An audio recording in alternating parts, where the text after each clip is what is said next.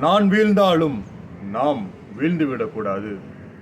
நம்முடைய சமுதாயம் சிறப்பாய் தலைத்தோங்க நான் என்கின்ற அகந்தையும் பெருமையும் என்னை விட்டு விலக வேண்டும்.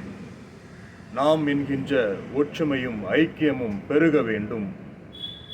நான் வீழ்வேன் என்று நினைத்தாயோ என்கின்ற சிந்தனை என்னிடத்தில் இருக்க வேண்டும். ஒற்றுமையை ஒன்று பண்ணுகின்ற அந்த சிந்தனையோடு கூடிய என்னுடைய தைரியமும் என்னுடைய புறத்த சத்தத்தின் முழக்கமும் இருக்க வேண்டும். சமுதாயத்தை கட்டமைக்க நாம் பல்வேறு காரியங்களை முன்னெடுக்கிறோம். இருப்பினும் நான் முதலமைச்சரானால் என்ன செய்வேன், நான் சட்டமன்ற உறுப்பினரானால் என்ன செய்வேன், நான் அமைச்சரானால் என்ன செய்வேன் என்று பிரிவினைகளை வகுக்கின்றோம். அத்தகைய பிரிவினைகளை தவிடுபடியாக்கிவிட்டு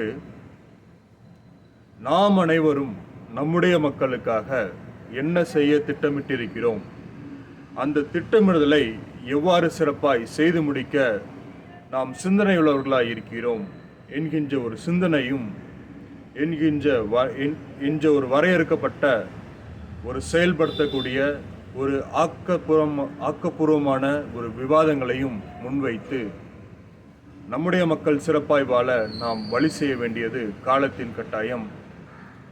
மக்களிடம் பெருகி வருகின்ற கொடுமைகளும் சமுதாயத்தில் நடக்கின்ற சீரழிவுகளையும் இன்னும் எத்தனை நாட்கள் தான் நாம் பார்த்து கொண்டே இருக்க போகிறோம். சிந்தித்து செயல்பட வேண்டிய காலம் இது.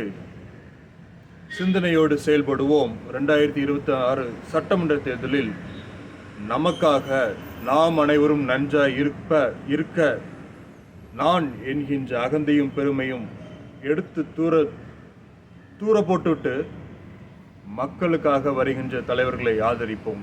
2026 மக்களுக்கென்று நீதியின் சூரியன் உதிக்க வேண்டிய காலம், நீதி நிலைநாட்டப்பட வேண்டிய காலம். ஜனநாயக முறையில் நீதியை நிலைநாட்டுவோம். தமிழகத்தில் மறுமலர்ச்சியை உண்டு பண்ணுவோம். தமிழகம் சிறப்பாய் வாழும். தமிழ்நாட்டில் இருக்கிற மக்கள் அனைவரும் மகிழ்ச்சியுடன் இருப்பர். சிந்தனை செய்வோம், யோசியுங்க. உங்களுக்கு பலவிதமான புரிதல்கள் உண்டாகும். நன்றி.